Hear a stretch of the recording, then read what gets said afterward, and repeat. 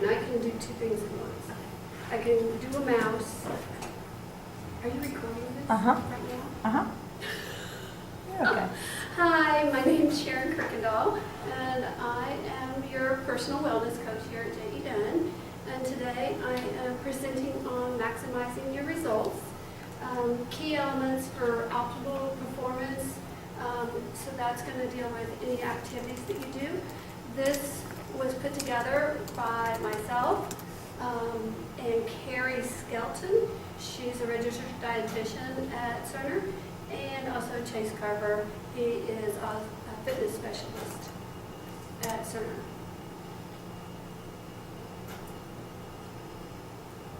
So the objectives today are to identify the best sources of a pre-workout fuel or your foods.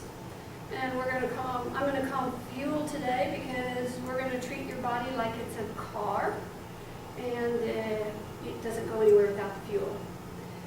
Learn what the energy systems are that are involved to burn calories, to understand the benefits of the post-workout fuel, identify the best sources of nutrient combinations, learn workout recovery techniques, which if you saw the previous one by Jonathan, aches and pains, that was also covered there, and then debunk some of the common workout nutrition myths.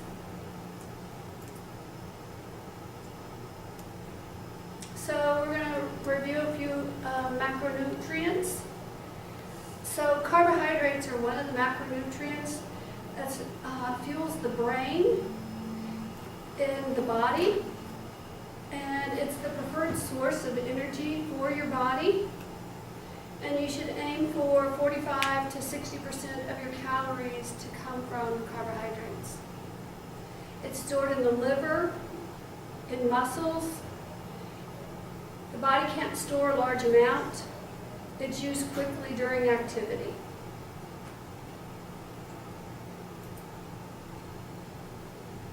So another macronutrient is fat.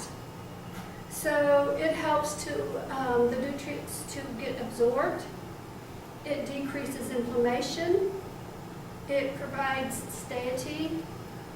It helps you stay full longer. It's a source of energy also. And you want to aim for 25 to 35% of your calories. I kind of always just remember it at 30%, because when you look on a food label and you see that it's 30% of a serving, then of the serving size, then you know you're in your target for your percentage of fat. The other macronutrient is protein. It builds muscle and maintains tissue. And it boosts your immunity, and you want to aim for 15 to 25% of your calories from protein. So more on those macronutrients. Carbohydrates provide 4 calories per gram. Some examples are sweet potatoes, beans, vegetables, fruits, all your plant foods, all those plant-based foods. And proteins, those supply 4 calories per gram. Examples would be your lean meats, your chicken, your fish, beans, hemp seeds. So one of the things to know about the hemp seeds is in the U.S. where they're sold, they're going to be low in THC, so you're not going to have to worry about getting high. And they're going to be sterilized so you can't grow anything. Quinoa, it's a grain from South America, and it's kind of a rice-type grain, but it is a grain. And then dairy.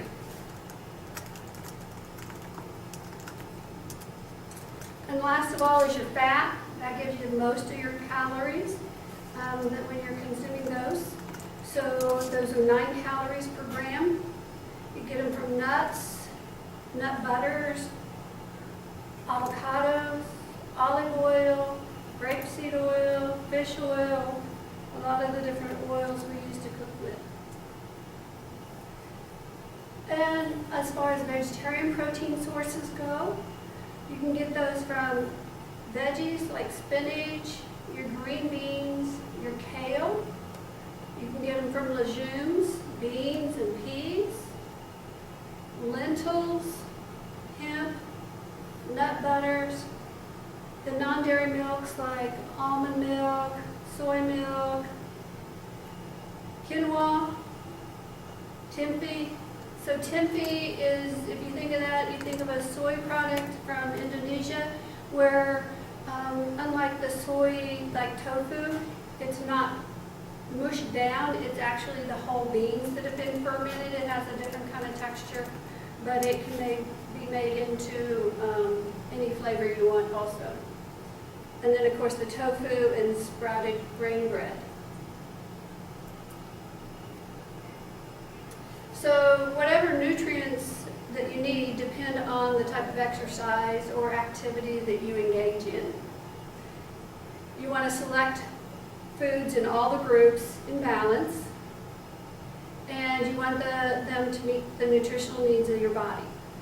So if you're doing endurance training, running a marathon, running a long distance, you want your proteins to be 0.56 grams per pound of body weight. Fat is less sensitive to fluctuations, and carbs 2 to 5 grams per pound.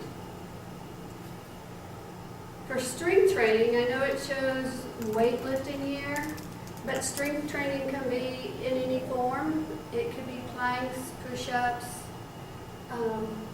bands. With the strength training, you want to get protein at 0.72 grams per pound of body weight, carbs at 2 to 3 grams per pound, and fat at 25 to 30 grams of your total calories. So our pre-workout fuel, what should we eat?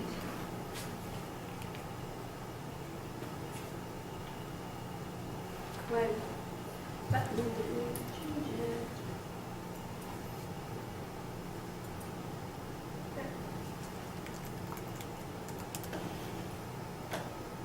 So fueling up before an activity. The nutrients utilization to enhance that. The food is your fuel for your body's gas tank. So think of any activity that you're going to do of a walk, of a brisk walk, that you're the car, that your gas tank, you want it to have enough fuel in it to let you fulfill that trip that you're going to go on in your car. So you want your body to be fueled appropriately for the activity involved. You want to maximize your workouts with that nutrients. You don't exercise on an empty stomach. It leads to an energy deficit, it gives you poor performance, and it causes storage of fats. So think about yourself being a car again, and you decide you're going to run to the grocery store, and you didn't fuel up before you went to the grocery store. You're going to run out of gas on the way there. So you always want to make sure you fuel up before an activity. The timing is about 30 minutes to 2 hours before your workout or before the activity. You want to try to time that activity around your eating schedule. And it can vary depending on your personal tolerances. So there might be some foods that you don't tolerate as well as others, and you can adjust that to what you tolerate. The duration and intensity of what you're doing, the activity, depends on how much fuel you need to put in that tank, how much fuel you need pre-workout.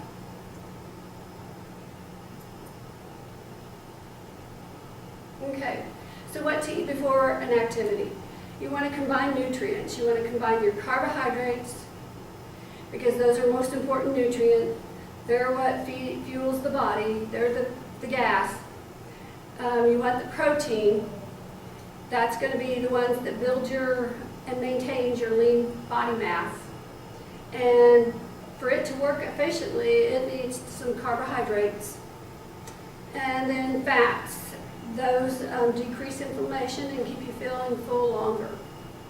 You want a 2-to-1 ratio on your carbs to protein, and you want to be low to moderate in fat, and you want to be low to moderate in fiber. You also want to make sure to put some water in, some hydration. You want it about 24 ounces 2 hours before you exercise or have an activity, and about 8 to 16 ounces 10 to 30 minutes before an activity or exercise. So think of the water as your radiator. You don't want to run out of water. The car's going to overheat.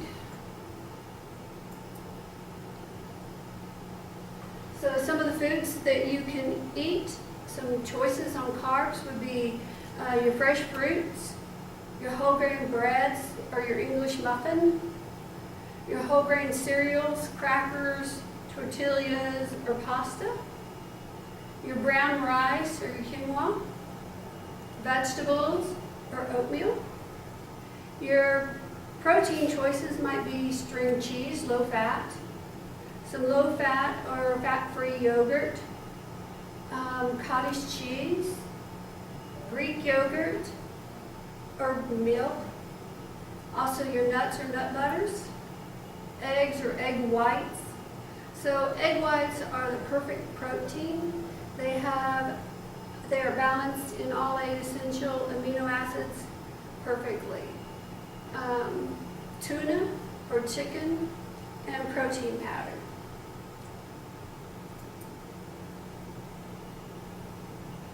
So your pre-workout meals and snacks. And some examples would be eggs with whole grain toast, turkey sandwich on whole grain pasta with chicken breast and veggies, chicken and brown rice or quinoa, oatmeal with protein powder, and whole wheat English muffin with peanut butter or almond butter.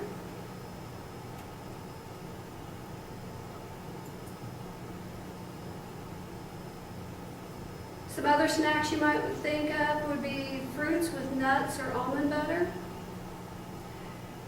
some low-fat Greek yogurt with fresh fruit or whole grain cereal, some low-fat cottage cheese with fresh fruit, some high-protein granola bars. You need to really read the labels on any of the granola bars or protein bars. Whole grain pita with hummus, and raw veggies with hummus. So the body burns calories. How does it do it? We're going to go over those energy systems involved. So there's the aerobic and the anaerobic. So the aerobic is long-lasting, a steady state of exercise. It's going to rely on the oxygen to metabolize carbs and fats for energy. It's for activities that last 2 to 3 minutes. So if you go to an aerobics class, that would be a group class, something like that. That would be an example of an aerobic activity. It lasts quite a long time, and the intensity doesn't deplete you of the oxygen stores. An anaerobic is more of a short burst of high intensity. It it's called glycolysis, and it breaks down the sugar for quick energy, which gets into your Krebs cycle of ATP, which is a whole nother talk, without oxygen. So if you're thinking of that quick burst, high intensity, if you're walking down the street with your grandchild and your grandchild steps out in the street and there's a car coming, that quick energy is you race to get that kid swept up, out of the way, and back to the sidewalk where it's safe. That would be, or wind sprints if you ever played basketball.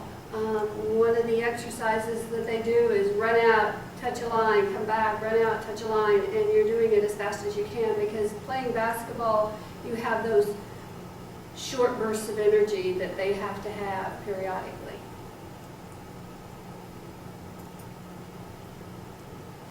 So what you get the fuel from?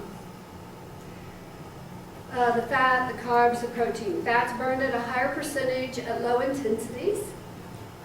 Carbs are used to fuel bouts of high intensity, and proteins used to rebuild.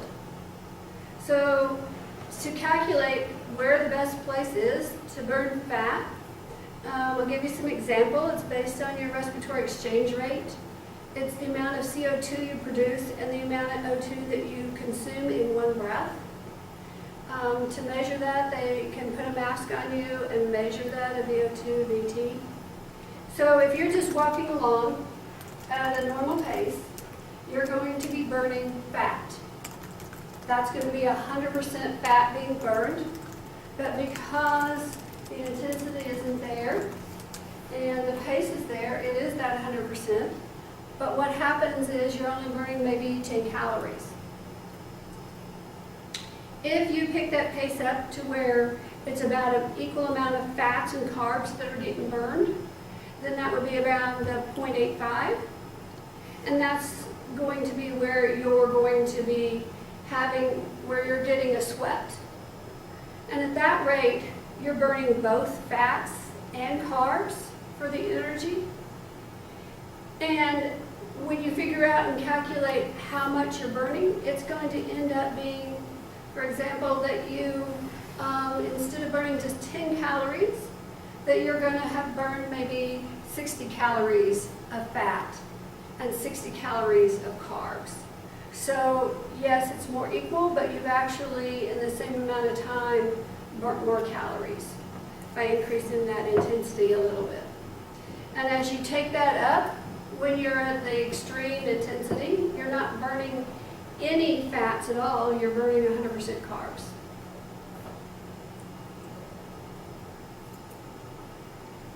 So that's just an example of the volume of calories burned at your different rates, low, medium, and high.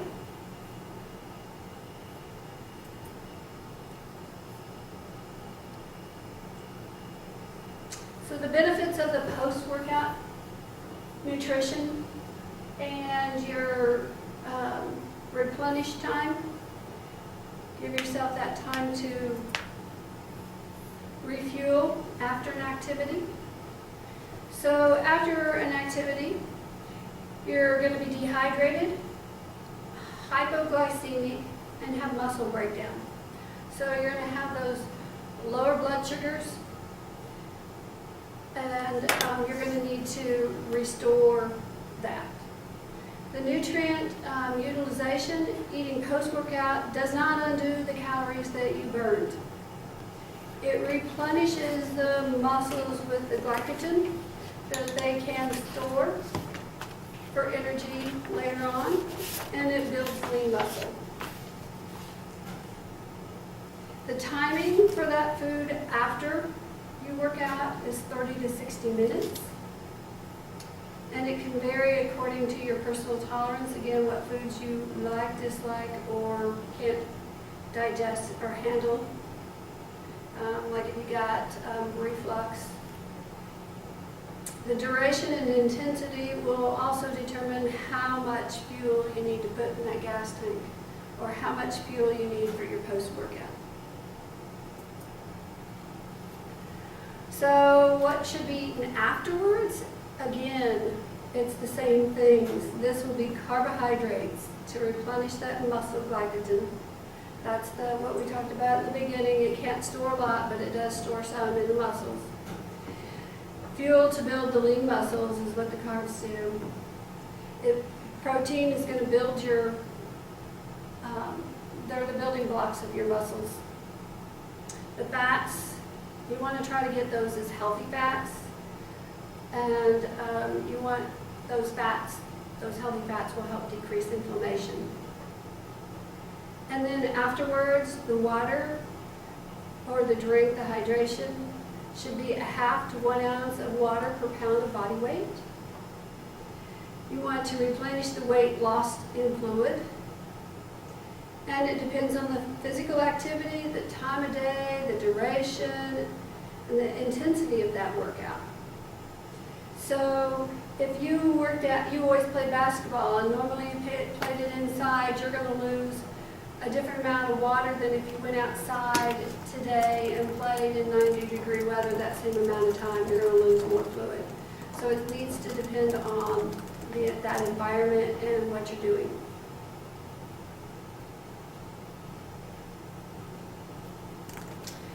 So the quantity, it's a 2-to-1 ratio of carbs to protein again.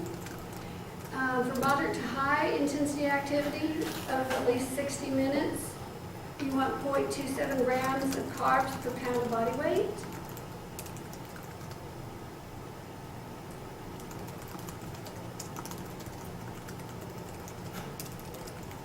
And you want 0.14 grams of protein per pound of body weight. High intensity activity that's lasting greater than 90 minutes, you want that to be a 3-to-1 ratio of carbs to protein.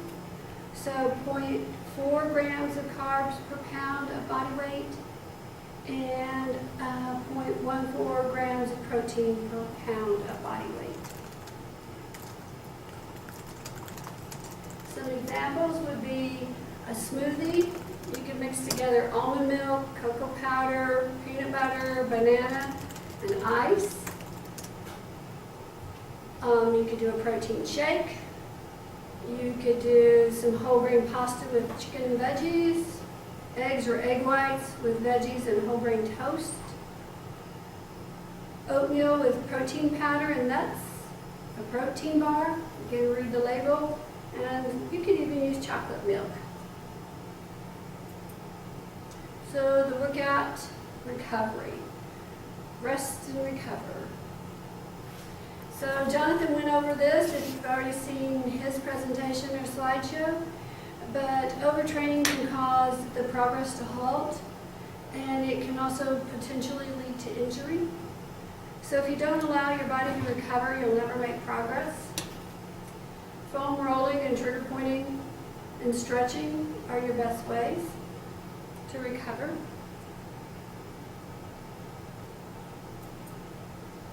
So we want to make sure we get the facts straight and debunk the common myths.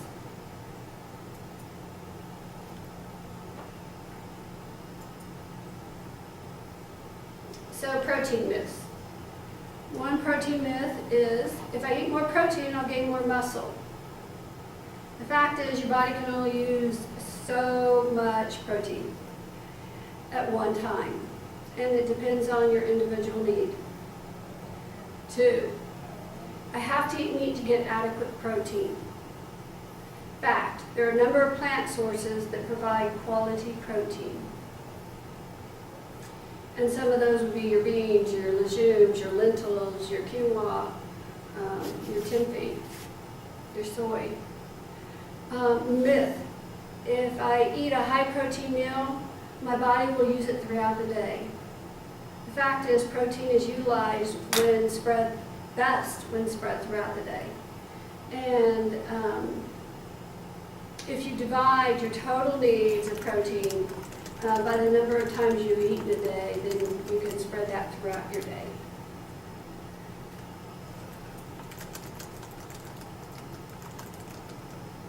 So protein needs vary depending on the activity level.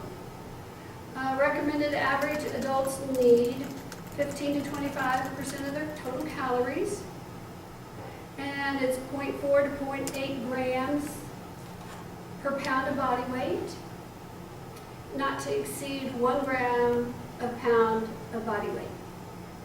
So there is a table showing your sedentary person needing 0.4 grams per pound of body weight to your adult recreational exerciser, 0.5 to 0.7, playing softball on the weekends, or some of your people who are into bodybuilding or endurance sports, those numbers are up there too.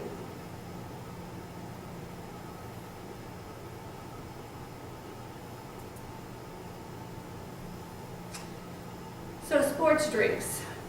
We talked about water and hydration, so we'll go on to the sports drinks. They consist of carbs, sodium, chloride, potassium, and magnesium. They're beneficial for improved performance and a faster recovery if you have a high intensity training. That's more than an hour of training. So think about your football players, your sports figures that have that high intensity going on for a long time. It's not needed if you're a person who's doing low to moderate intensity exercise or less than 60 minutes.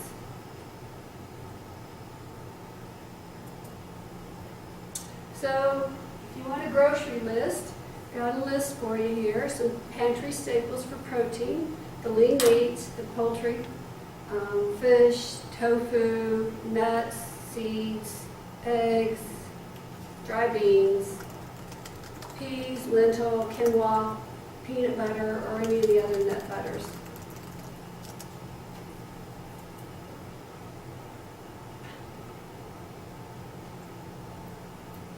For your carbs, your breads, your cereals, your rice, your pasta, your beans, your starchy vegetables, your corn, your potatoes, your other vegetables, either raw, cooked, or juiced.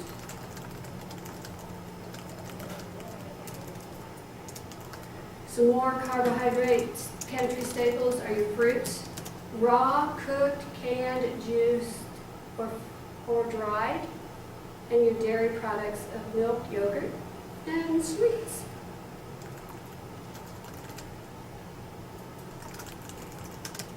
Pantry staple for fats. You want to try to get your heart healthy fats, which are monounsaturated. That's your avocados, your nuts, your vegetable oils, canola oil, olive oil, peanut oil, your polyunsaturated vegetable oils, safflower, sunflower, sesame.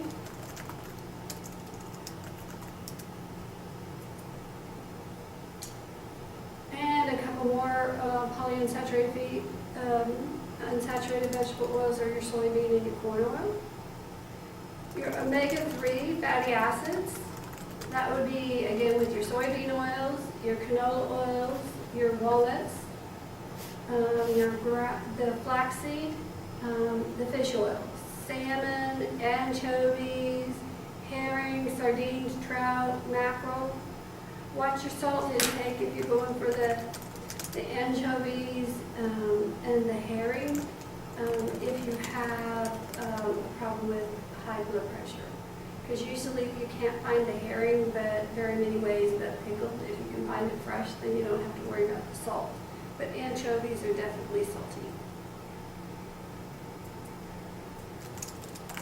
So just to summarize, we've gone over the best sources of pre-workout fuel, gone over what the different energy systems are, the anaerobic, the aerobic,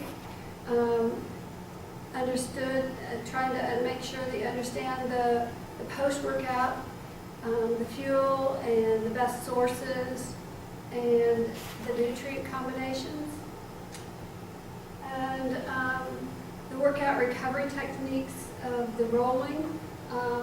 If you want more examples of that, you can review Jonathan's earlier aches and pains, and that will show you the recovery techniques. They'll have more demonstration of that. And then just debunking some of those common myths about nutrition. And last we have the references. So Academy of Nutrition and Dietetics, your own wellness portal of Done Well, and the College of Sports Medicine. Any questions? Okay, thank you all for coming.